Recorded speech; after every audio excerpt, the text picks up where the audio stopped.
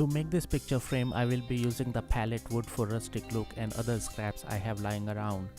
We collected these shells and sand from outer banks, and my plan is to create a wave on the beach with wavy epoxy over it mimicking water. So let's see how it turns out. First step was to mark the good rustic sides I wanted to keep and also which sides to cut off. I didn't make any plans for the build, I just started and improvised as I built. I set my fence to 2 inches and made the first 2 rip cuts to make the thickness of picture frame sides even. Each piece gave me one long and one short side of the frame.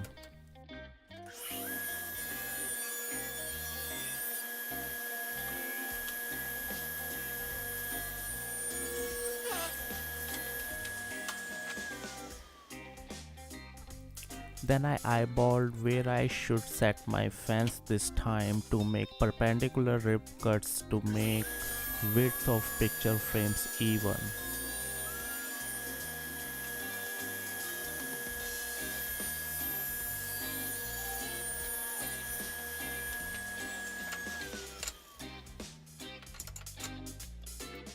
After those rip cuts, I installed a 1/4 inch dado bit in my router table.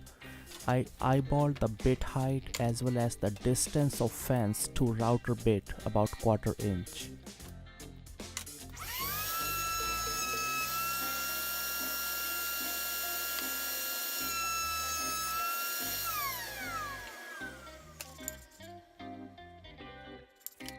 Then I sanded the rustic side somewhat smooth as it's easy to sand long pieces now.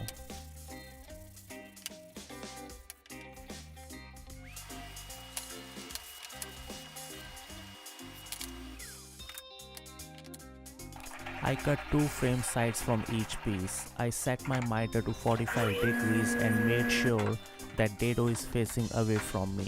This is important, you will see soon why.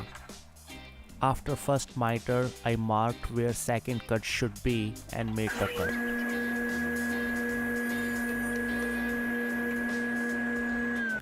Now the third miter cut is very important if you are making 2 sides from one piece like me, as it makes the dado facing away from you again for the next miter cut.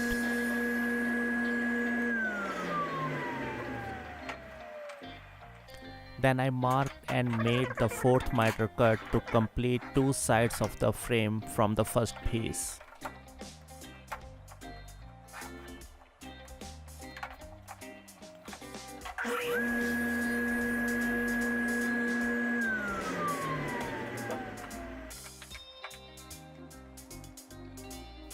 Now we repeat the same cuts on the other piece, but I made a mistake this time.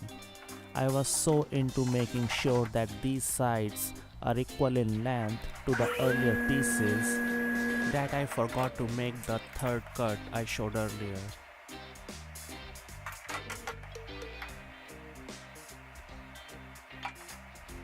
I did notice that leftover piece was going to be bigger and I rechecked the dimensions, but I just couldn't catch it in time.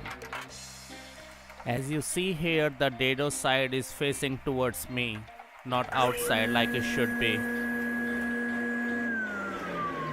Mistake realization in 3, 2, 1.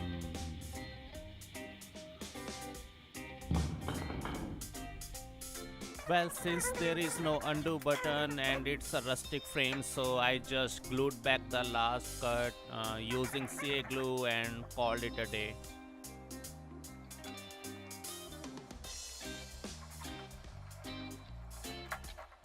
Next day when I checked on glued piece, it looked okay enough to proceed. So this time I was super extra careful to cut out that final piece. Once cut, everything looked fine and it was time for assembly.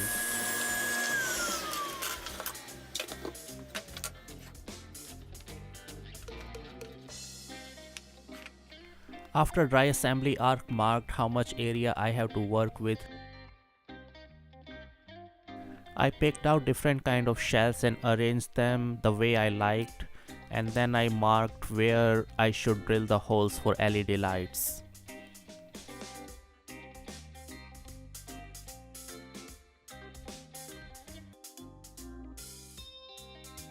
Now it's time to prepare the LEDs. I cut out red and black 28 gauge wires around 5 inches long for all LEDs. Then I just hand stripped them all around half an inch. Next step was to put some solder on those wires. I dipped the exposed wires in flux and then in solder, and then I used a nose plier to hold it together with the LED legs. Just a touch of iron and they are fused. It works great. I used heat shrinks to avoid any kind of short circuit later.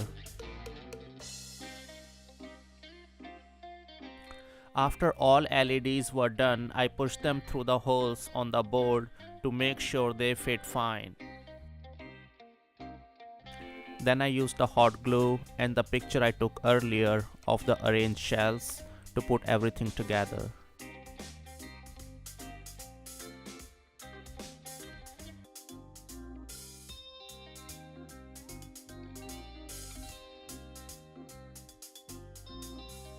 If you decide to make this frame, try to hot glue both front and back because I had some epoxy dripping later on.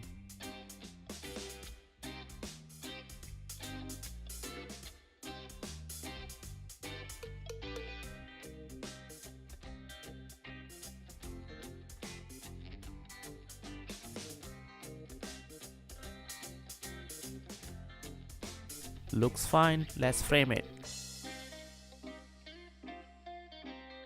I first sprayed lacquer on shells for better shine. After some more sanding, I put the art piece in the frame and glued the frame together using just the wood glue and band clamp.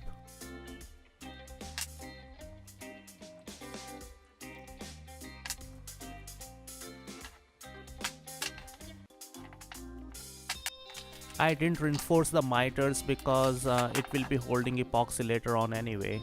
I sprinkled sand to cover areas around shells. I kept it very shallow, especially around the shells, to keep their edges intact and not buried in the sand.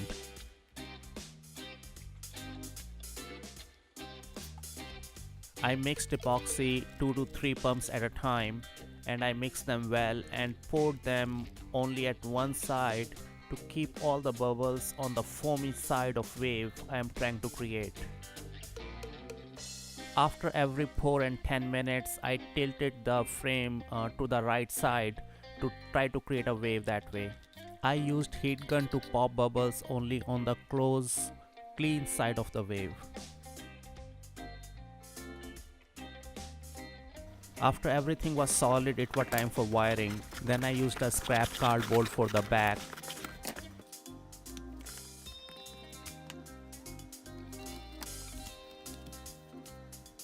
By using some wood glue, some pressure and a sharp knife later.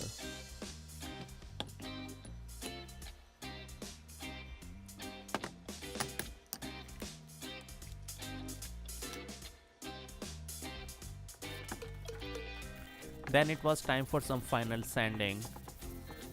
I also printed beach fixes everything using my inkjet printer and transferred it using wax paper. I used 2 coats of linseed oil to finish the frame.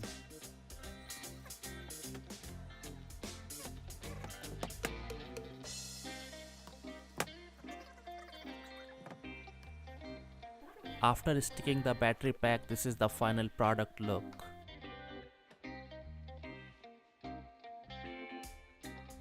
If you look closely, you can see a wave washing ashore where the water is clear.